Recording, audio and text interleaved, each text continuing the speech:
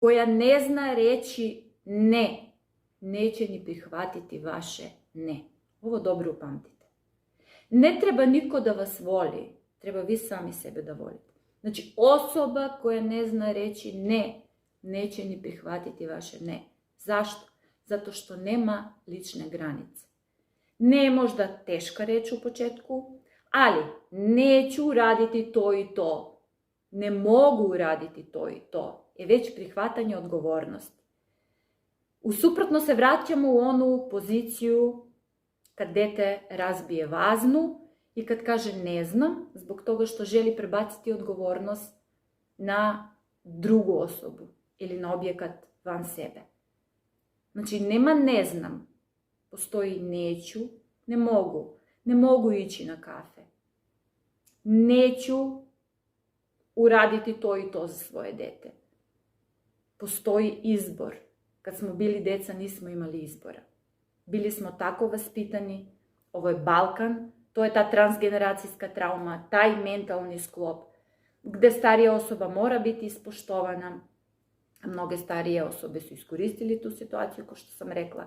Ko što i starije osobe ovde na Balkanu, konkretno mame, koriste situaciju i upropaštavaju život svojih sinova, svojih ćerki, nametanjem svojih obrasca ponašanja, nametanje svojim, vizijama o životu, kako neko treba da živi, šta neko treba da radi.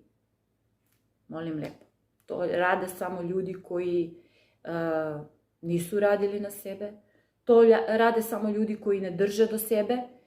I ako neka osoba, bilo koja, pričamo o emotivnom svetu, o emotivno bliskim osobama, se stavi u situaciju da zbog vaše ne vas odgurne, otrgne, ne percipira vaše ne, šta će vam takva osoba u životu? Nova godina, na pragu nove godine, uvek napravite spisak osobe koje imate u svom životu. Ljudi se menjaju, situacije se menjaju, iskustva se menjaju. Možda mi nismo ista osoba od juče. Možda neka životna iskustva su nas promenila. Možda ta osoba nije ista osoba od juče. Možda su nju neka životna iskustva promenila. To ne znači da sam ja loša osoba. To ne znači da je ta osoba loša. To znači samo da se razilazimo u svojim stavovima i mišljenjima i da jednostavno svaki ima pravo na svoj život, svaki ima pravo na svoj način razmišljanja. Ja što kažem stalno, svaki